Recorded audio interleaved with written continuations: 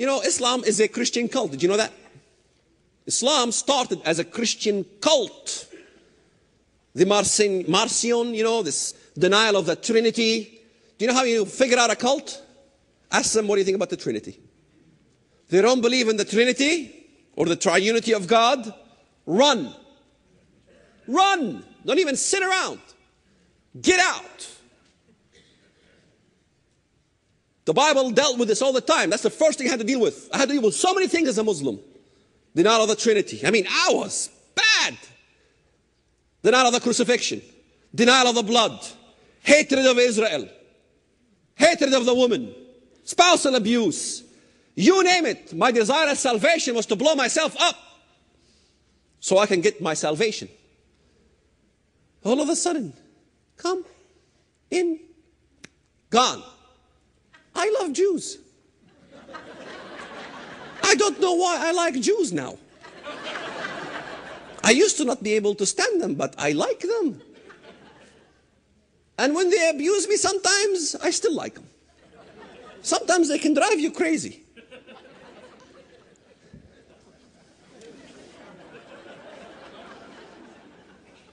So here it is. Evidence exhibit A. Look what he says. He goes on to talk about in verse 4. Indeed, what have you to do with me, O Tyre and Sidon, and all the coasts of Philistia? Who's Tyre and Sidon? Tyre is Lebanon, Sidon, you know, that's Lebanon. And the coast of Philistia, Gaza. Who's in Lebanon? Hezbollah. Nasrallah. Remember what I said in the first sermon? The second sermon? I said eventually, he's saying here, who are you to mess with me? The Messiah speaking. Who do you think you are, Mr. Nasrallah, to mess with the best? Who are you to mess with me? You know what's going to happen? The trees and the stones will cry out. Nasrallah is hiding behind me. Come, O Jew. Come, O servant of Yahweh. Come and kill him. Till not one of those people are left. You don't believe me? Look how you got rid of Nazism. America got rid of Nazism by bombing Dresden. You showed no mercy. I know you Americans. You're nice people. Good morning, sir. How are you doing, you know? It's almost like you look at them like, too nice. But you mess with Americans. Look out. I know you guys. Hiroshima, Nagasaki. Anybody else with a lip? No! Sign on the dotted line. Yes, sir. Now, can we have coffee and have economic exchanges and industrial exchanges? Sure, Japan is a friend. I know you Americans. You don't fool me with that nicey stuff. You're like a baseball bat. I always tell the Muslims, don't mess with Americans. You think they're a pushover, but they're not. I know them more than you do. You push the wrong button, and believe me, you'll see grizzly bear. Amen. And that's what America is like. Nice people, but don't mess with them.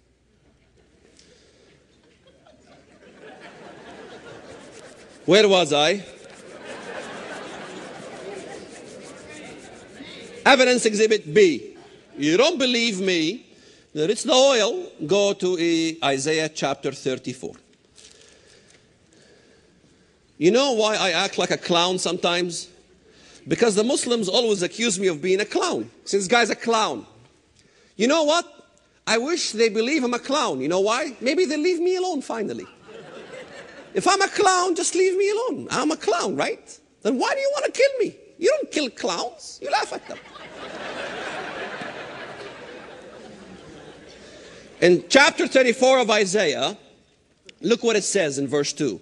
For the indignation of the Lord is against all nations, and his fury against all their armies. He shall utterly destroy them. He has given them over to the slaughter. Wow. They be slaughtered. Verse 4. All the host of heaven shall be dissolved. Is that something small? And the heavens shall be rolled up like a scroll. All their hosts shall fall down to the ground. Look at verse 5. For my sword shall be bathed in heaven. Indeed, it shall come down on Edom and on the people of my curse for judgment.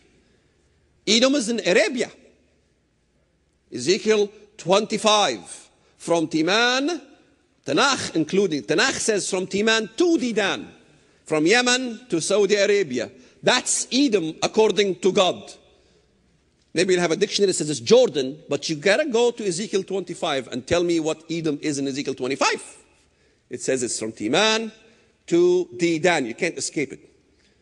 Arabia is in the Bible. It's all over the Bible. He will destroy it. And to the people on the curse of... Can you imagine I read this as a Muslim?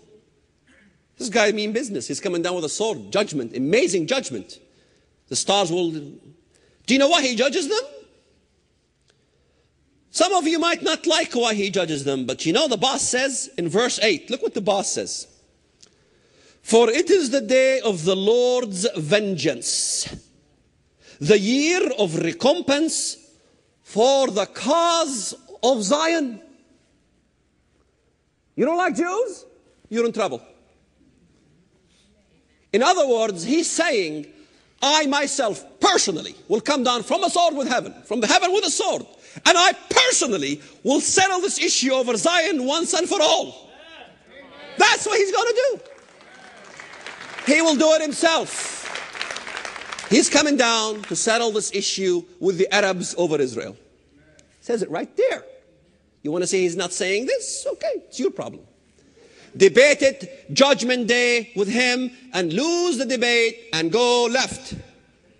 Verse 9. He's talking about this Arabia. What does he do to it? Look at verse 9. Its streams shall be turned into what?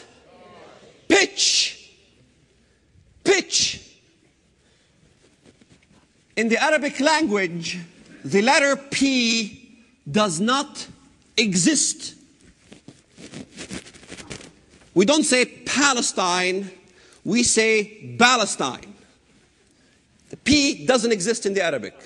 So you can imagine what kind of hard time I had when I read this part of the text.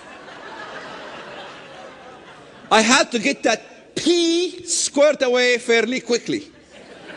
Or else I'll never get a chance to speak from a pulpit. Pitch.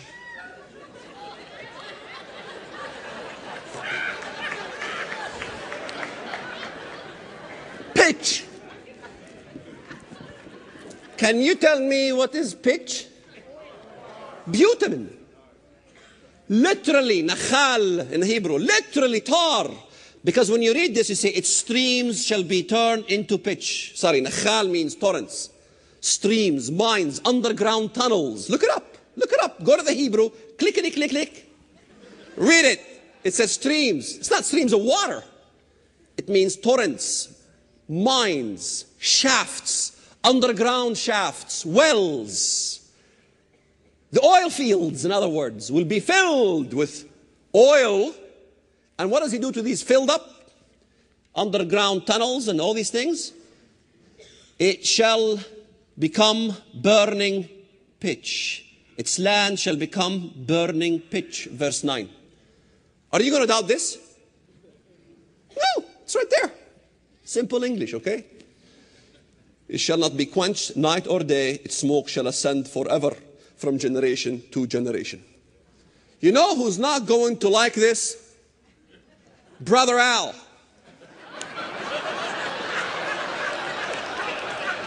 Al Gore is not going to like this. You are going to sit in your office as an ambassador and he knock, knock, knock. Yeah, hey, Mr. Gore, have a seat. He's furious. You ever see his face when he's furious? He's sweaty from his armpits. He looked like a devil. And you say, Mr. Gore, calm down now. I don't, this matter, I know it's a very sensitive matter. I know it's bad for the environment, but it says it burns forever. This is an issue you got to take with the boss in Jerusalem. But may I suggest you don't go down there? Don't go and tell him that what you think how he should run things. You think about Brother Al, and you say, what's this whole thing with the environment? The sun is heating up.